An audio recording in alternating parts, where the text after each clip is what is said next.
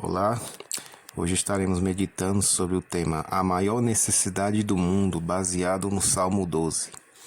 Davi clama a Deus, socorro, Senhor. Outras versões dizem, salva-me, Senhor. Davi não pede por salvação do seu pecado, mas do pecado dos outros. De fato, ele está pedindo mesmo socorro em um tempo difícil de se viver. E Davi clama por socorro. Com efeito, quando estamos em dificuldade, temos que clamar a Deus. Clamar é uma ação muito mais intensa do que simplesmente pedir. Temos na Bíblia muitos exemplos de pessoas que clamaram a Deus e foram atendidas em suas orações. Ana estava angustiada porque a sua esterilidade não só a impedia de ter filhos, mas provocava o escárnio e o desprezo. Então ela clamou ao Senhor e obteve a bênção de um filho que se tornou um grande homem de Deus. Pedro estava afundando em meio a uma grande tempestade no mar da Galileia, quando ele clamou a Jesus Cristo, fazendo a oração mais curta do Evangelho. Ao proferir as palavras, salva-me, Senhor, e a mão socorredora de Jesus se estendeu, e ele salvou aquele pescador duvidoso. E aqui no Salmo 12 temos a oração mais curta, socorro, Senhor. Carência de homens. Por que clama Davi? Verso 1 diz, porque já não há homens piedosos, desaparecem os fiéis entre os filhos dos homens. Este lamento nos faz lembrar de Elias, depois de ameaçado por Jezabel, quando aparentemente desamparado, fugiu para o deserto e depois caminhou por 40 dias e 40 noites até o monte Horebe, o monte de Deus. 1 Reis 19, verso 8. Então passou a noite em uma caverna, onde ouviu a voz do Senhor que lhe falou, Elias, que fazes aqui? Ele respondeu de imediato, tenho sido zeloso pelo Senhor, Deus dos exércitos, porque os filhos de Israel deixaram a tua aliança. Derribaram os teus altares e mataram os teus profetas à espada. E eu fiquei só, e procuram tirar-me a vida. No conceito de Elias, faltavam os homens piedosos e fiéis, e do mesmo modo Davi lamentava. O que são homens piedosos? A palavra original do hebraico dá a conotação de pessoas que têm um bom relacionamento com Deus. Em português temos o mesmo significado, adicionado a outro sentido de pessoas que têm pena, dó, piedade diante da miséria dos outros. Pelo contexto, os dois sentidos são necessários, mas é claro que aqueles que têm um bom relacionamento com Deus terão piedade e misericórdia e hão de ajudar os menos favorecidos. Mas a falta do segundo significado é causado pela falta do primeiro. Quando não temos uma boa relação com Deus, então seguramente é onde se manifestar todas as maldades próprias da natureza humana. A outra carência é de homens fiéis que desapareceram, conforme lamenta o salmista. Um homem fiel, de acordo com o termo original, é um homem estável, que permanece firme, digno de confiança. Falta de fidelidade é algo que se observa facilmente entre os filhos dos homens. Faltam homens fiéis, estáveis, dignos de confiança. Proliferam como cogumelos, mesmo entre muitos cristãos, os homens em quem não se pode confiar.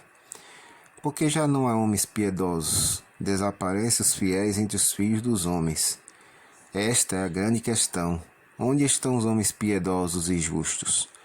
Onde estão os homens verdadeiros e honestos? Davi estava vivendo num tempo de perigo. Não por causa do tempo em si mesmo, mas por causa dos homens. Ele não sofria por causa de calamidades temporais, tempestades. Não havia terremotos, furacões, ciclones ou enchentes. O problema eram os homens. Havia uma grande carência de homens piedosos, justos e verdadeiros. O apóstolo Paulo, por sua vez, fala de um tempo difícil, não por causas naturais, mas por causa da falta de homens honestos e fiéis. No livro de 2 Timóteo 3, de 1 a 5, Paulo escreveu o seguinte, Sabe, porém, isto, nos últimos dias sobrevirão tempos difíceis, pois os homens serão egoístas, avarentos, jactanciosos, arrogantes, blasfemadores, desobedientes aos pais, ingratos, irreverentes, desafeiçoados, implacáveis, caluniadores, sem domínio de si, cruéis, inimigos do bem, traidores, atrevidos, infatuados, mais amigos dos prazeres que amigos de Deus, tendo forma de piedade, negando-lhe entretanto poder, foge também destes. Mas qual era o problema que provocou a angústia de Davi? Disse o salmista, inconformado com a sociedade entre os filhos de Israel. Falam com falsidade uns aos outros, falam com lábios bajuladores e coração fingido, e língua que fala soberbamente. Nesse verso aqui temos 4 pecados graves que se destacavam no caráter desses homens. O primeiro pecado é a falsidade. Davi disse que os homens falavam com falsidade uns para com os outros, e podia confirmar o pensamento do padre Antônio Vieira. O caminho da verdade é único e simples, o da falsidade vários e infinito. Este grande pregador também lamentava em seu tempo a falta de homens verdadeiros e honestos. Como disse Renato Russo, quero ter alguém com quem conversar, alguém que depois não use o que eu disse contra mim. Muitos hoje falam com falsidade para com semelhante, como se nada fosse lhe acontecer, mas o grande engano dos enganadores é desconsiderar que eles fatalmente também serão enganados, e isso pode ser muito danoso, sem pensar na parte espiritual. O segundo pecado grave é a bajulação. É o que também acontecia naquele tempo e no nosso. Disse Davi, falam com lábios bajuladores. Corte o Senhor os lábios bajuladores. Versos 2 e 3. Bajular é lisonjear, elogiar com excessos e afetação. É adular visando as vantagens e recompensas. Mas dá para perceber quando alguém elogia com más intenções. A bajulação é a moeda falsa que só circula por causa da vaidade humana. Quem disse isso foi o Duque de Le Rochefoucauld. É por isso, pela vaidade humana de ser glorificado, que cresce a corda dos bajuladores. Terceiro pecado grave é a hipocrisia. Davi condena também a hipocrisia, afirmando que os infiéis falavam com um coração fingido. O original diz, com um coração e um coração, querendo dizer 2 corações contrários. Tais homens de mente dúbia não são confiáveis. A hipocrisia é o seu recurso habitual. Por exemplo, uma amizade fingida. A amizade desaparece quando o que é amado cai na desgraça ou quando o que ama se torna poderoso. Quem disse isso foi François René. Muitas vezes isso acontece. Há muitas pessoas que confundem amizades verdadeiras com amizades interesseiras. Quarto pecado grave é o orgulho. Davi continua em sua prece e pede a Deus que corte a língua do que fala soberbamente. E ele exemplifica o que estava acontecendo. Esses ímpios diziam, com a língua prevaleceremos, os lábios são nossos, quem é o Senhor sobre nós? Versos 3 e 4. No passado, o faraó egípcio disse estas mesmas palavras, referindo-se a Deus. Quem é o Senhor para que eu lhe ouça a voz? Não conheço o Senhor. Êxodo 5, verso 2. Orgulho é um defeito pecaminoso do coração que se extravasa na língua. Faraó podia proferir qualquer palavra presunçosa, mas logo estaria destruído, porque palavras orgulhosas apenas indicam o pecado de um coração rebelde. Mas a arrogância e a altivez dos homens serão abatidas. Isaías 2, verso 17. Quinto pecado grave é a opressão. Davi ainda fala dos pecados desses homens ímpios, por causa da opressão dos pobres e do gemido dos necessitados. Eles oprimem aos que não podem falar por si mesmos. Eles estão em silêncio a fim de que a sua defesa não se torne a sua ofensa e culpa, mas estão clamando e gemendo ao Senhor para que sejam libertos. Deus mesmo toma nota desse estado de coisas injustas contra os que são oprimidos porque são pobres. Com efeito, quais são os problemas do nosso mundo? Se perguntarmos a algum homem pensante, o que faz com que os tempos sejam maus e difíceis? Eles nos dirão que a escassez de dinheiro, a desonestidade do comércio e as angústias da terra fazem com que os tempos sejam ruins. As calamidades, terremotos e tsunamis, tudo isso torna os nossos dias em tempos difíceis. Porém, a Bíblia atribui a raiz dos males dos tempos a causas diferentes. Faltam os homens verdadeiros, virão tempos perigosos, porque o pecado abundará. E Davi já se queixava disto em seus dias. Quando a piedade se deteriora, os tempos são realmente maus. Abraão foi visitado por 3 anjos, e um deles era o próprio Senhor, o que lhe trouxe a grande notícia que depois de 1 ano Sara haveria de ter um filho dele.